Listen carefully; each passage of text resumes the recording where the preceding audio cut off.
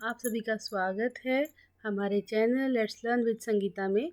आज हम प्रसिद्ध कवि रहीम जी के 5 प्रसिद्ध दोहे जो कि आज भी ज़िंदगी की वास्तविकता को प्रकट करते हैं, उनके बारे में पढ़ेंगे। वह एक प्रसिद्ध कवि और लेखक थे जिन्होंने भक्ति काल में रहीम का पूरा नाम अब्दुल रहीम खान खाना था। इनका जन्म 1556 ईस्वी में लाहौर में हुआ था, जो कि अब पाकिस्तान में है। रहीम ने विद्या अध्ययन के दौरान अरबी, फारसी, तुर्की, संस्कृत और ब्रज भाषा सीखी और किशोरावस्था में विविध भाषाओं में काव्य रचनाएं की हैं।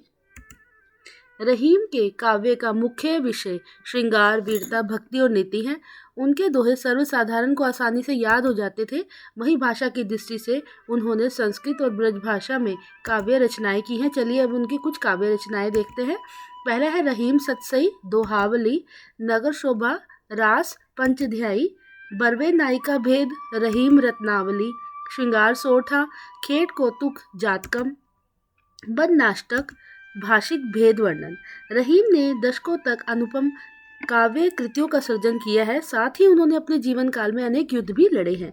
माना जाता है कि उनकी मृत्यु 1626 ईस्वी में हुई थी और आज भी उनका मकबरा निजामुद्दीन में बादशाह हुमायूं के मकबरे के बगल में है।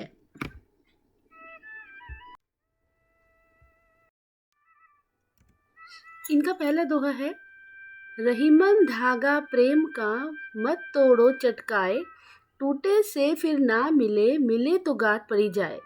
इसमें शब्दार्थ देखेंगे। पहला चटकाए का मतलब होता है झटके से, और दूसरा परिजाए, परिजाए मतलब पड़ जाती है।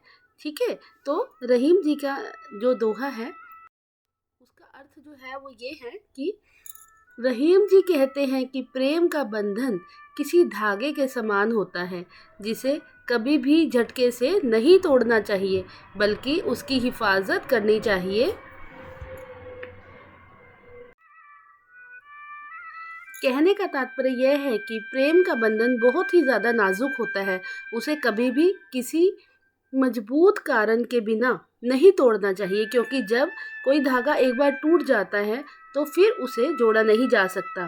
टूटे हुए धागे को जोड़ने की कोशिश में उस धागे में गांठ पड़ जाती है। उसी प्रकार किसी से रिश्ता जब एक बार टूट जाता है तो फिर उस रिश्ते को दोबारा पहले की तरह जोड़ा नहीं जा सकता है। ठीक है, तो इसका अर्थ यह है कि हमें पहले तो कि किसी भी अपने रिश्ते को नहीं तोड़ना चाहिए। क्यों नहीं तोड़ना चाहिए? क्योंकि अगर एक बार कोई भी रिश्ता जो है वो टूट जाता है, उसके बाद उसे जोड़ना जो है वो बहुत ज़्यादा मुश्किल हो जाता है। जिस प्रकार धागा टूटने के बाद जब हम उसे जोड़ते हैं तो उसमें गांठ पड़ जाती है, ठीक है, वो पहले की तरह नहीं रहता। उसी प्रकार भी अगर अब किसी रिश्ते में खटास हो जाए तो वह पहले के समान नहीं रहता। अगला देखेंगे। अगला दोहा है, रहीमन निज मन की बिथा, मन ही राखो गोए, सुनी अठिलेहे लोग सब, बाटी न लहे कोय। इसका देखेंगे, शब्दार्थ देखेंगे। शब्दार्थ देखने से जो है वो हमें दोहा आसानी से समझ आ जाता है। पहला है निज, निज का अर्थ होता है अपने। बिथा, बिथा होती है दर्द, ठीक है। उसके बाद है अठिलेहे, अठिलेहे मजाक उड़ाना को कहा जाता है। फिर है बाटी मतलब बांटना, और कोय मतलब कोई भी उसे जो है वो बांट नहीं सकता। इसकी व्याख्या देखेंगे कि रहीम जी कहते हैं कि अपने मन की पीड़ा या दर्द को दूसरों से छुपा कर रखना चाहिए। क्यों? क्योंकि जब आपका दर्द किसी अन्य व्यक्तियों को पता चलता है तो वे लोग उसका मजाक ही उड़ाते हैं। कोई भी आपके दर्द को बांट नहीं सकता है, अर्थात कोई भी व्यक्ति आपके दर्द को कम नहीं कर सकता है।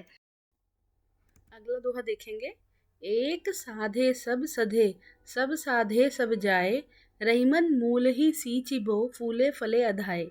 इसमें देखेंगे इसके शब्दार्थ। मूल ही का मतलब होता है जड़ में, ठीक है। इसके बाद है सींचिबो, सींचिबो का अर्थ होता है सिंचाई करना, और अधाए, अघाए मतलब होता है तृप्त, तृप्त होना, संतुष्ट होना, सेटिस्फाई होना।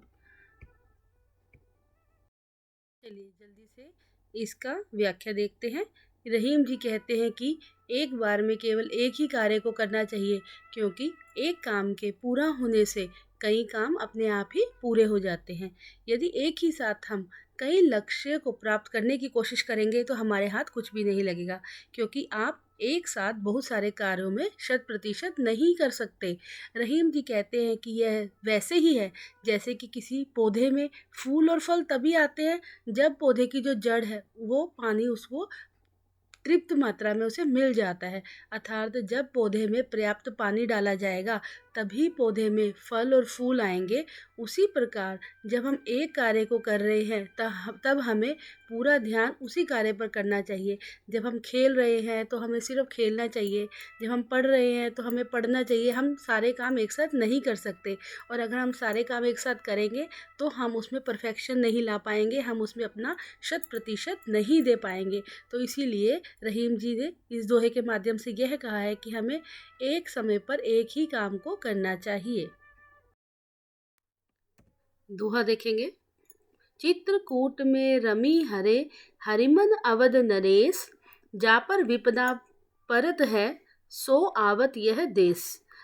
मतलब कि जिस पर विपदा आती है वही यह देश मतलब कि वन में आता है। इसके शब्दार्थ देखेंगे। अवध मतलब रहने लायक ना होना, और विपदा मतलब विपत्ति। चलिए इसकी व्याख्या देखते हैं। रहीम जी कहते हैं कि जब राम जी को यह वनवास मिला था तो वे चित्रकूट में रहने गए थे। रहीम यह भी कहते हैं कि चित्रकूट बहुत घना व अंधेरा वन होने के कारण रहने लायक जगह नहीं थी, परंतु रहीम जी कहते हैं कि ऐसी जगह पर केवल वही जा सकता है जिस पर कोई भारी विपत्ति आती है। कहने का अभिप्राय यह है कि विपत्ति में व्यक्ति कोई भी कठिन से कठिन काम कर लेता है। जिस प्रकार के श्री राम जी अपने परिवार के साथ इतने घने वन में रहने आए थे।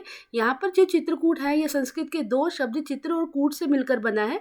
चित्र का अर्थ होता है अशोक और कूट का मतलब होता है वन। तो मतलब यहाँ पर जो है वो पहले बहुत ही जो है ज़्यादा अशोक के पेड़ पाए जाते थे, इसीलिए इसे चित्रकूट कहा गया है। ये दोहा है।